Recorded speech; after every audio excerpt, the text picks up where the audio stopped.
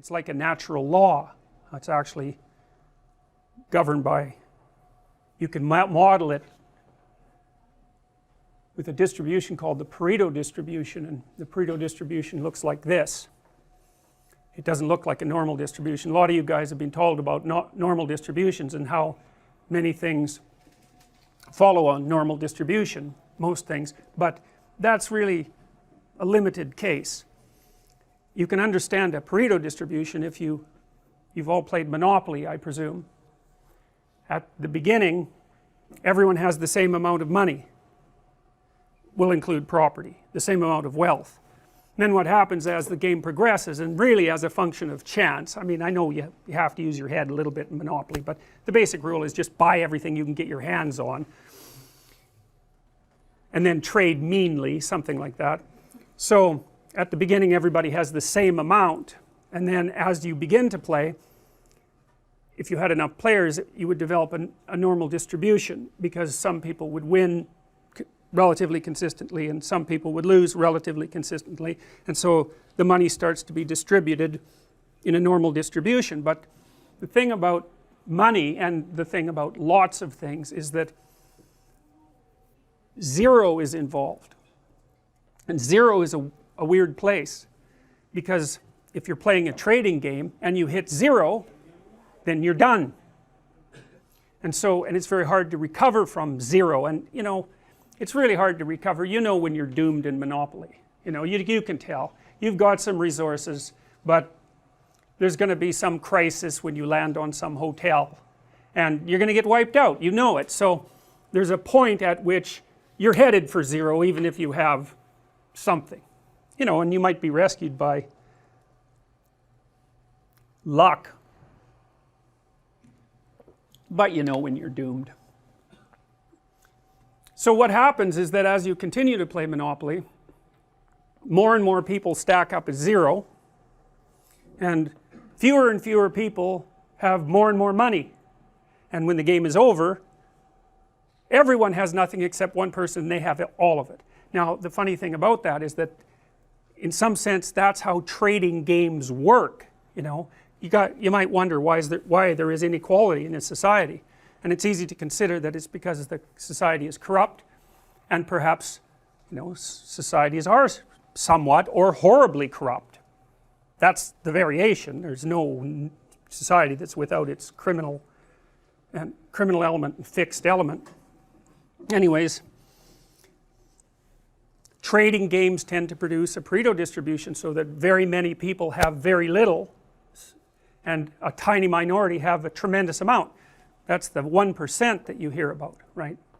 And you know, the thing about that 1% is that that's happened in every society that's ever been studied. It doesn't really matter what the governmental system is, and it certainly happened under the Soviets, that's for sure. And there was a lot of people who had enough zero so they just died.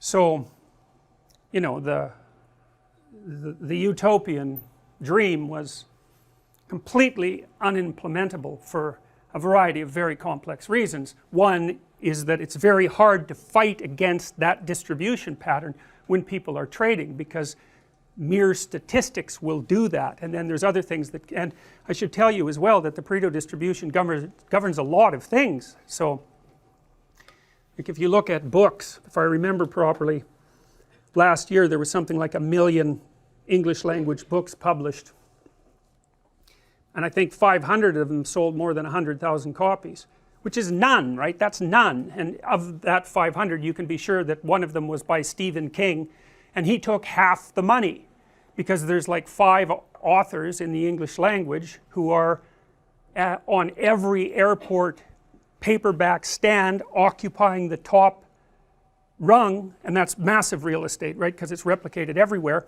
And because they're so prominent, and because they're known names, when people are in a hurry and they just want something to read, they just grab that, and then more money goes to those people. And so, you know, success breeds success, and failure breeds failure, and it's not necessarily linear, and that's a really difficult thing to deal with. So the Pareto distribution governs all sorts of other things too. I mentioned it governs the popularity of books, the sales of books, but it also characterizes the distribution of everything that people produce. So if you think of creative production of any sort, artistic production, industrial production, it doesn't matter. Almost everything fails, and a few things succeed beyond anyone's wildest imagination. Apple's a good example of that. You know, I mean, the iPhone, they have their competitors, but it's an extraordinarily dominant product, and they rake in billions of dollars. I don't know if Apple is valued at $1 trillion, but it's close to that, and that's a lot of money. And I think, if I remember correctly, it's something like this. I probably have the figures wrong, but like the top 40 people, the richest 40 people in the world have as much money as the bottom 2 billion. Right? Now, you know, it's not like they're stuffing their mattresses with that money, or they have a skyscraper full of cash. That money is out in the economy doing whatever money does. So, you know, you can't spend $28 billion. So, and sometimes you can even do some good with it. You know, Bill Gates seems to be doing something reasonable with his money. But the reason I'm telling you this is because one of the things you should know is that this proclivity for inequality is pervasive among the creative products of human beings. It's the case with goals scored in hockey. My son told me, and he's a reliable source on hockey statistics, that if Wayne Gretzky, if you don't count any of the points that Wayne Gretzky managed with scoring, he still had enough points just with assists to have more points than any hockey player that ever played. So, you know, even at the upper end of the distribution, there's some person who's, they're so good at what they do, and then there's another person that's so much better than them that it's not even comparable. And so, and the benefits flow to people who are in that position. And you can understand why, I would say, because, you know, let's say you start writing and you get a book, and rare things, very rare things to have happen, and then some people read it and they like it, and then of course it's much more likely that you'll get a next book. And if people like that, well, it's even more likely that you'll get a third book, and then people start to know who you are, and then because they know who you are, they phone you up and offer you opportunities, and your network grows, and it's like this exponential increase in your reach and your capacity for production, and more flows to you. And then on the other hand, if you start to fail, and you know, why would someone fail? Well, God, you know, one idea that's very common in our culture is that poverty is caused by lack of money, and that's a really stupid idea, because money is very difficult to handle. I had clients who were, you know, drug addicts, and the worst possible thing that could happen to them was that they got some money.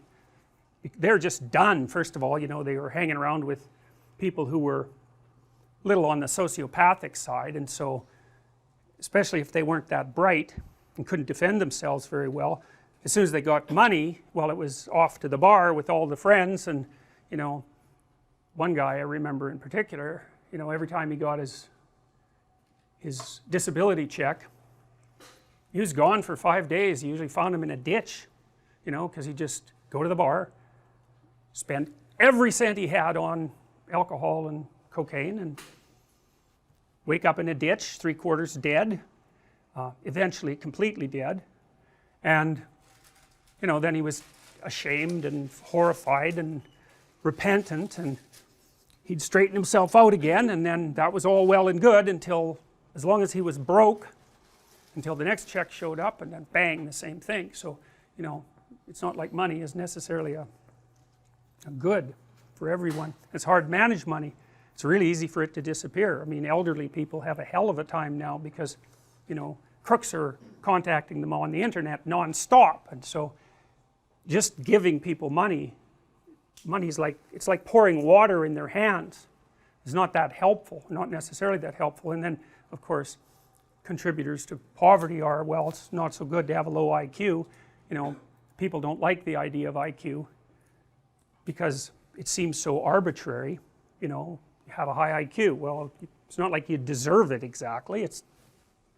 You're set up that way pretty much right from the beginning. It's very, very, very, very stable. You can make a high IQ person stupider, by, you know, not educating them up to the level of their possibility, but taking someone who has a low IQ and trying to raise that. It's like, if you can figure out how to do that, well, you know, it's Nobel Prize time for you, because people have tried that a lot, and most recently with those, you know, lumosity games and that sort of thing, and the evidence that those produce anything other than brilliant performances on the lumosity game itself is basically zero.